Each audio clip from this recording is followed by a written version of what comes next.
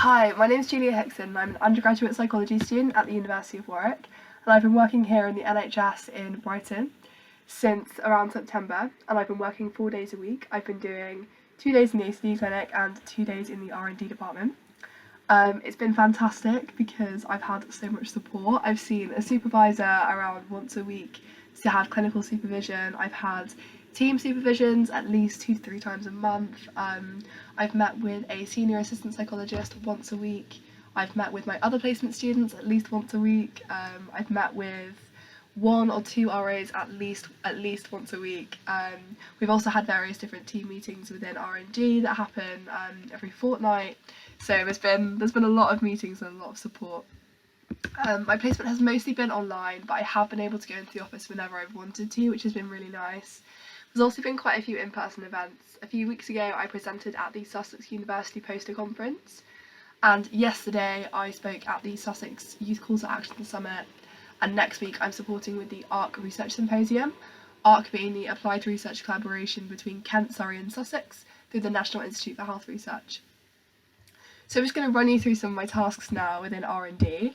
So my main focus has been on 2 different clinical academic groups. I've been doing the Mood and Anxiety clinical academic group and the CHIPS or CAMS CAG, which is children and young people.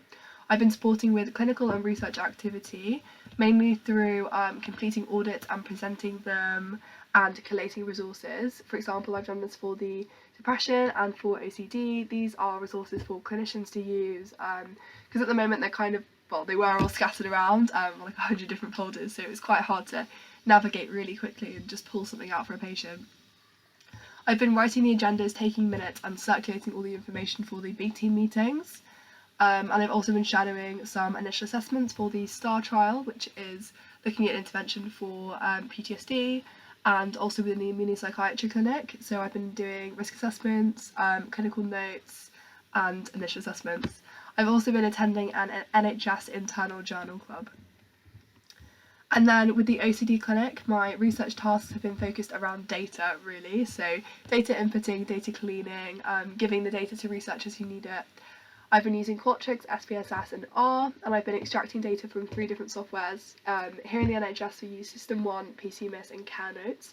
I've also been running the Twitter, the website, the Padlet, and I've been manning the emails. So for example, if we have an email about a referral to our OCD clinic, it would be me that would be answering. Again, I take the agendas for the minutes, the agendas for the meetings, and I write the minutes and I circulate them. This is for, we have 2 big business meetings, 2 big supervisions and 2 team meetings every month. This is because we do 1 for Brighton and Hove and then we do 1 for the rest of Sussex. We also have a LEAP, so this is a lived experience advisory panel. This has been one of the highlights of my year. This is for people with lived experience of OCD as well as their friends and family, and allowing them to get involved in clinical activity that's happening in our clinic, so how we run our clinic, and also within research. And I've helped to organise and run these sessions, and this has really started my love for PPI, patient public involvement, and I've gotten a lot more involved in the department throughout the year. I'm now running my own, the Youth PPI Cafe, and we're starting, this is for 16 to 24 year olds, and we're starting another one for the 11 to 15 year olds, and we're hoping to regionalise it throughout this year. I feel very, very passionately about this topic, especially about youth voice. We're also working on information workshops, so this is going to be co-produced by the LEAP. We are recording it for the first time next week. Hopefully it goes well.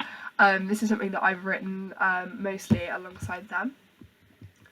And then I also have a lot of OCD clinical tasks, so I've been doing the Step 2 workshops. This is myself and a CBT therapist, and there's 2 sessions, they each last 2 hours.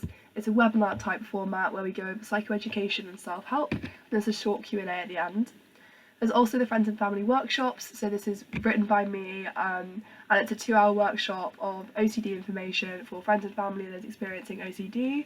It does include some psychoeducation, but it's mostly around how you can support your loved one, or what things that you can do to not do to support them, things that you can not say to support them. There is also group therapy that I've been supporting, so this is a Step 3 course for people that need additional support after finishing Step 2 in our clinic. It lasts 2 hours and involves 10 sessions. There are about 10 clients, we can have up to 15, and 2 CBT therapists plus myself. I also did some leave cover, so about 4 or 5 instances where the CBT therapist was on leave. It would be myself, the CBT therapist, and the clients.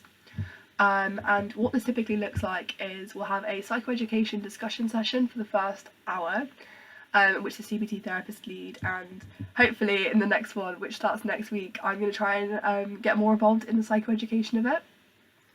And then we also have ERP, which is the main intervention for OCD here. It's called exposure response prevention. And the way we do this is we split out into breakout rooms. So I'll have a third and the CBT therapist will each have a third as well. And we'll plan the ERP tasks with our clients, and we'll do the ERP tasks with the clients as well, so that we can support them through it, we can answer any questions, and we record the data at the end. I then write up the clinical notes, and I make sure that I discuss the learning and reflections from the task with the clients as well in the breakout rooms.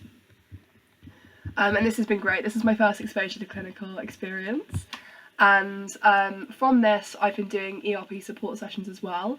So this is just myself, although I will have another placement student shadowing me for this in the next few weeks. These sessions last an hour and they'll run alongside the client's therapy. The client is identified as needing extra support by the therapist, and so they'll see me one-on-one every week. It's typically lasts about 10 sessions, and I'll plan the session, and then I'll do the ERP task with them, we'll go over reflections, I'll write up the clinical notes and put them on the appropriate service, and I will discuss with the therapist if there's any areas that we need to focus on or any risk